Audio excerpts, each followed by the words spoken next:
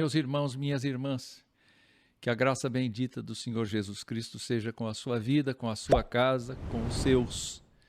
Que Deus sustente o irmão, a irmã, os filhos, os pais, os irmãos, e que no meio de toda esta luta que estamos vivendo, o Senhor seja compassivo e misericordioso para com a sua casa.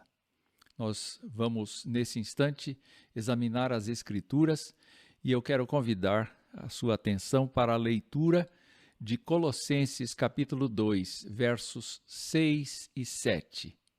Repetindo, Colossenses capítulo 2, versículos 6 e 7. O apóstolo Paulo diz assim: Ora, como recebestes Cristo Jesus o Senhor, assim andai nele radicados e edificados, confirmados na fé, tal qual fostes instruídos, crescendo em ações de graças. Vamos orar.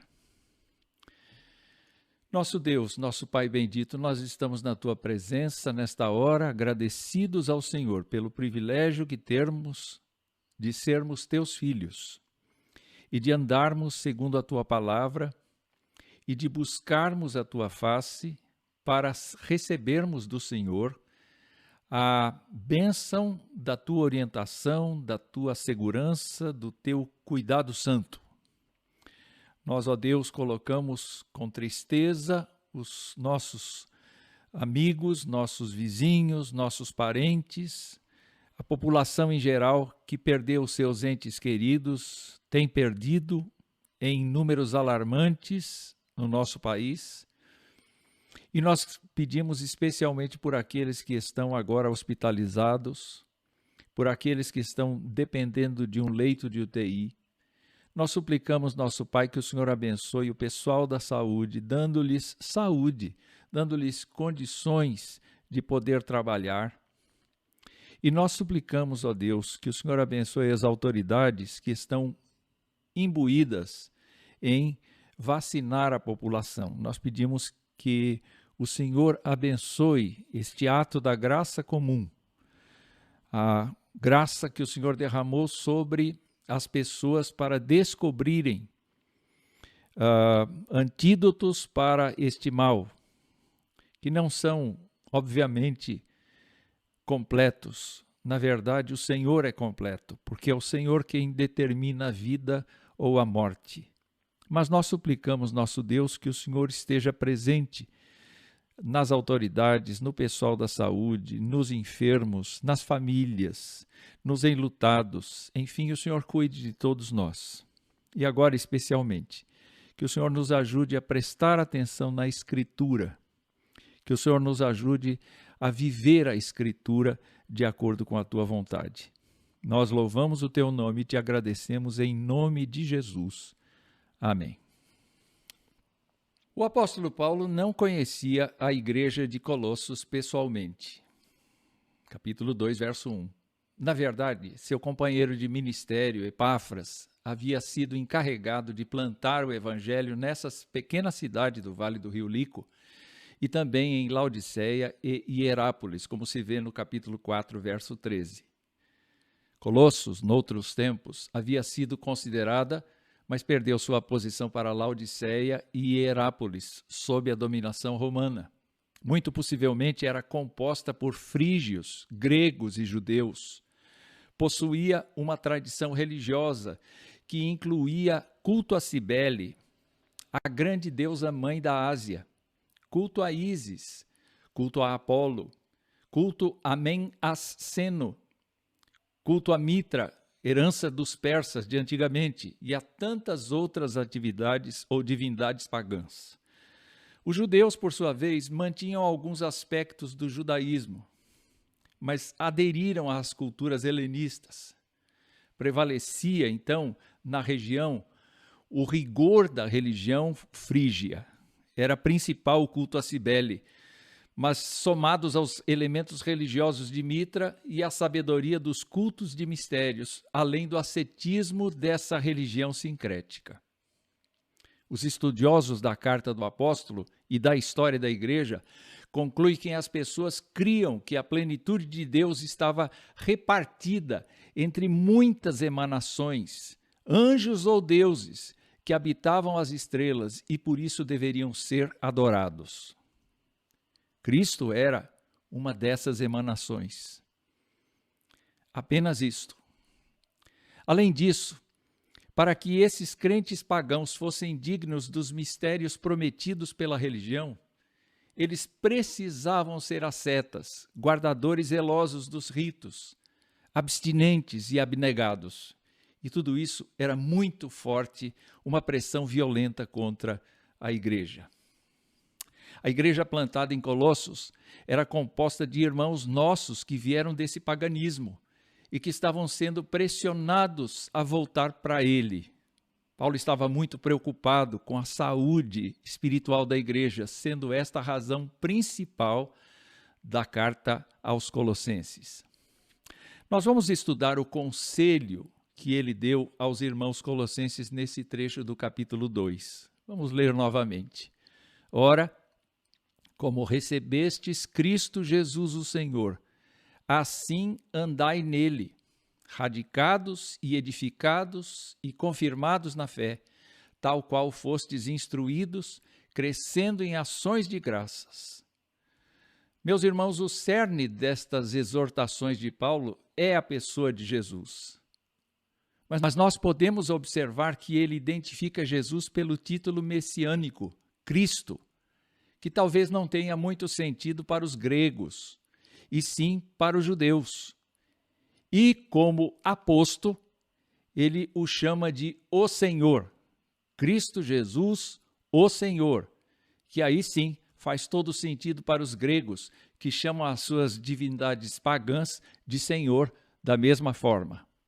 Pois bem, esta é uma declaração formal do que Jesus é divino. Uma rápida análise do título dado a Jesus nestes versos demonstra que, para o cristão, Jesus é o escolhido para ser nosso libertador da condenação eterna e do pecado, e sermos reconciliados com Deus por meio de seu sacrifício cruento e da ressurreição, tornando-se o nosso Salvador.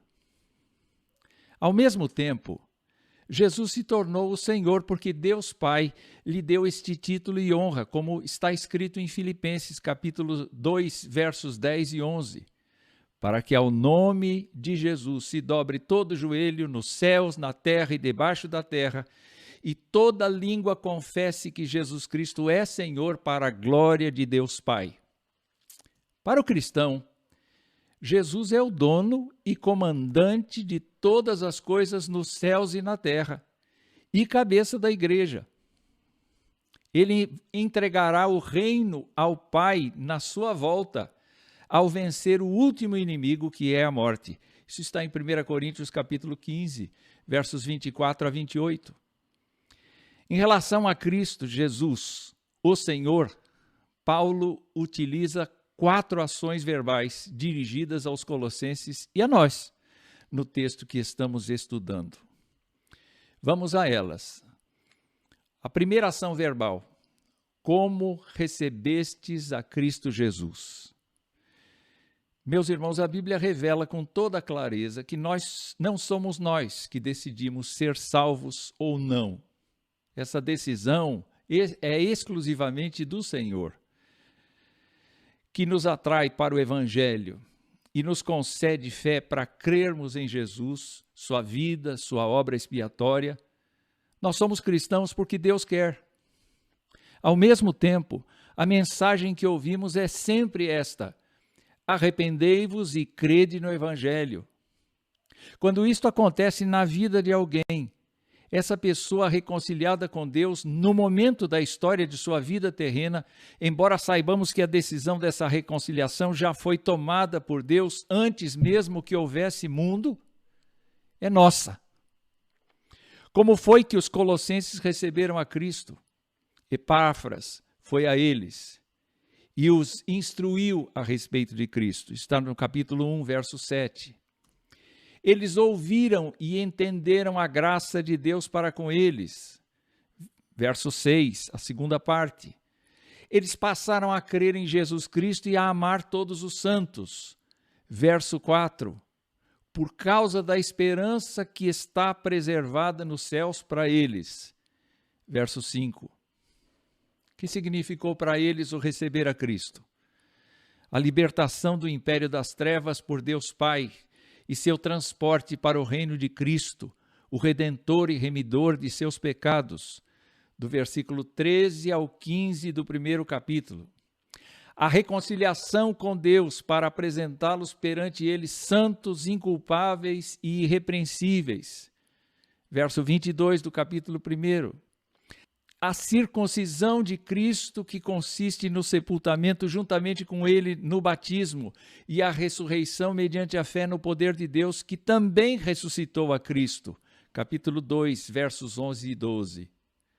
A nova vida em Cristo, como escrito de dívida da vida pecaminosa totalmente cancelado.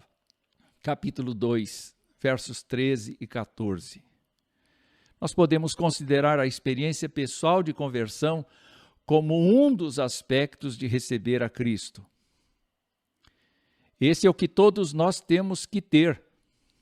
Todos nós temos que viver. Mas há outro igualmente importante, que é o receber a tradição cristã, da qual Paulo trata fartamente nesta carta, enquanto combate a heresia que quer se impor aos irmãos. Sobre esse aspecto, eu quero lhe perguntar: o que significou para eles receber a Cristo? Significou acatar a doutrina de Cristo. Veja, Paulo diz que Cristo é a imagem de Deus Pai, portanto, da mesma essência do Pai, não comparável a nenhum ser vivente nos céus ou na terra. Está no versículo 15 do capítulo 1. Segundo, ele é o mediador pelo qual todas as coisas foram criadas, visíveis ou invisíveis, e que lhe pertencem por direito. Isso está no capítulo 1, verso 16, e no capítulo 2, verso 10. Ele é eterno, e tudo subsiste por meio dele. Capítulo 1, verso 17. Ele é o cabeça da igreja e primogênito da ressurreição dos salvos. Capítulo 1, verso 18. É nele que reside toda a plenitude de Deus. Capítulo 1, verso 19 e capítulo 2, verso 9. Por seu sangue, ele promoveu a paz com Deus e reconciliou consigo mesmo todas as coisas. Capítulo 1, verso 20. Ele vive e está assentado à direita de Deus até o dia em que se manifestar, e os cristãos serem manifestados com ele em glória. Capítulo 3, versos 1 e verso 4. Assim, receber a Cristo significa ter uma experiência de conversão, mas ao mesmo tempo significa acolher a doutrina de Cristo como a verdade válida para a vida daqui para frente. Todo o passado, os deuses anteriormente adorados, a conduta para ser justificados diante da divindade, os usos e costumes praticados na sua vida ignorante em relação a Deus, tudo é passado, acabou. Ninguém mais tem o direito de seguir outra linha de pensamento ou de fé. Observe, então, que receber a Jesus é importante do ponto de vista pessoal e do ponto de vista da doutrina de Cristo exposta na palavra de Deus. Os colossenses, então, precisavam buscar e pensar nas coisas do alto, onde Cristo está. Capítulo 3, versos de 1 a 3. Paulo ora constantemente para que transbordem do pleno conhecimento da vontade de Deus, em toda a sabedoria e entendimento espiritual, para que vivam de modo digno do Senhor, para o seu inteiro agrado, frutificando em toda boa obra e crescendo no pleno conhecimento de Deus, sendo fortalecidos com todo o poder, segundo a força da sua glória, em toda a perseverança e longanimidade, com alegria, dando graças ao Pai, que os fez idôneos à parte que lhes cabe da herança dos santos na luz. Capítulo 1, de 9 a 12. Portanto, receber a Jesus é acolhê-lo no nosso coração e abraçar sua doutrina integralmente como nosso novo modo de vida. Não basta a experiência da conversão sem o acolhimento da doutrina expressa em toda a palavra de Deus e muito bem sistematizada na confissão de fé, nos catecismos da igreja. Mas também não resolve conhecer a palavra de Deus e intelectualmente não ter experimentado a conversão.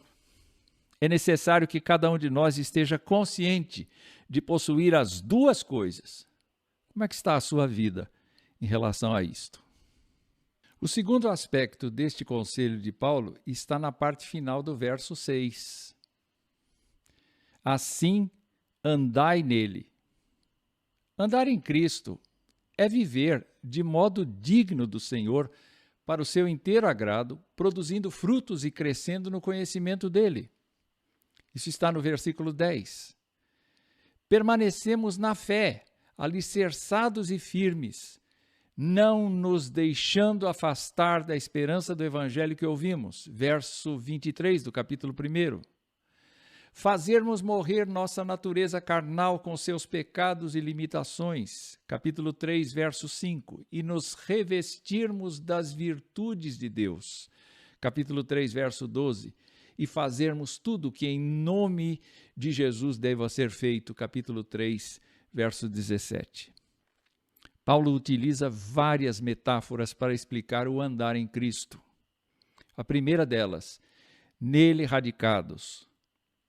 Uma boa ajuda para entendermos o significado de nele radicados é voltar nossa atenção para o Salmo 1, onde o justo é como árvore plantada junto a correntes de águas, que no devido tempo dá o seu fruto e cuja folhagem não murcha. Salmo 1, verso 3. Perceba que a árvore plantada e suas raízes penetram no solo umedecido pela água corrente. Todas as condições ideais para que cresça e venha a ser uma bela árvore, sempre bonita, com folhagem viçosa e frutos saborosos, dependem das condições favoráveis do solo e das raízes que estão escondidas.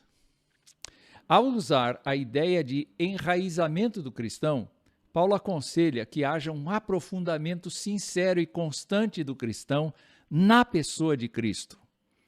Aos Filipenses, o apóstolo afirmou que considerava tudo como perda por causa da sublimidade do conhecimento de Cristo Jesus, Senhor dele, por amor do qual Paulo perdeu todas as coisas e as considerava como refúgio para ganhar a Cristo e ser achado nele, não tendo justiça própria, que procede de lei, senão a que é mediante a fé em Cristo Jesus. A justiça que procede de Deus, baseada na fé.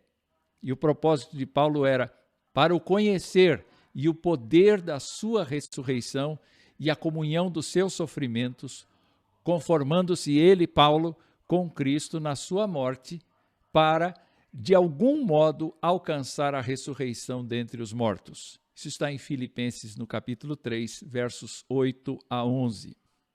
Ser radicado a Cristo significa, então, entrelaçar nossas raízes nele de uma vez, para sempre. E quanto mais o dia do encontro com ele se aproximar. A outra metáfora que temos é nele edificados. Essa metáfora lembra um edifício bem suportado por seus alicerces, que a cada dia se mostra maior e mais alto. Em relação àquilo que estava escondido, as raízes, O andar edificados nele pressupõe o crescimento constante e incessante, visível a todos. Se as raízes eram invisíveis, escondidas, o edifício é visível. Paulo, como nós já vimos, orava para que os colossenses crescessem no conhecimento da vontade de Deus e que fossem agradecidos a Deus por tê-los tornado idôneos para participar da graça bendita da salvação. Ele exortava os colossenses para viverem com valores do alto, livrando-se das imundícias e absorvendo como eleitos de Deus, santos e amados, de ternos afetos de misericórdia, de bondade, de humildade, de mansidão, de longanimidade. Ele recomendava aos colossenses que se suportassem uns aos outros, perdoassem-se mutuamente, caso alguém tivesse motivo de queixa contra outrem. E ele usava o Senhor: assim como o Senhor vos perdoou, assim também perdoai vós. Acima de tudo isto, porém, esteja o amor, que é o vínculo da perfeição, e seja a paz de Cristo, o árbitro em vosso coração, a qual também fostes chamados em um só corpo, e sede agradecidos. Ele ainda recomendava: habite ricamente em vós a palavra de Cristo, instruí-vos e aconselhai-vos mutuamente em toda a sabedoria, louvando a Deus com salmos e hinos e cânticos espirituais, com gratidão em vosso coração, e tudo o que fizerdes, seja em palavra, seja em ação, fazei-o em nome do Senhor Jesus, dando por ele graças a Deus Pai. Está no capítulo 3, leitura de 12 a 17. Dá para perceber que ser edificado em Cristo significa, a partir dele, nossa pedra angular, viver para a sua glória, sempre rumo ao crescimento segundo a sua imagem, não escondendo o nosso testemunho de ninguém. A terceira ação: nele confirmados na fé. A terceira palavra, confirmados, é a terceira metáfora e traz à memória a ideia de um contrato firmado entre duas partes. De um lado, o Senhor cancelou o escrito de dívida dos crentes colossenses, baseado no sacrifício de Cristo, transportou-os para o reino do Filho do seu amor, revestiu-os de nova natureza, lhes deu a esperança da eternidade. E do outro lado estão os crentes que, mediante a fé, aceitam a Jesus Cristo como seu Salvador e Senhor e devem andar no caminho estabelecido por Deus, também por fé. Pelo contrato, nenhuma cultura, nenhuma religião, nenhum conjunto de ritos ou regras, nenhum outro Deus, nenhum vício, nenhum pecado pessoal ou coletivo do povo de Deus é aceito. Com isso, Paulo está dizendo que para cumprirmos nossa parte no contrato, a fé em Cristo é indispensável e, logicamente, em sua palavra.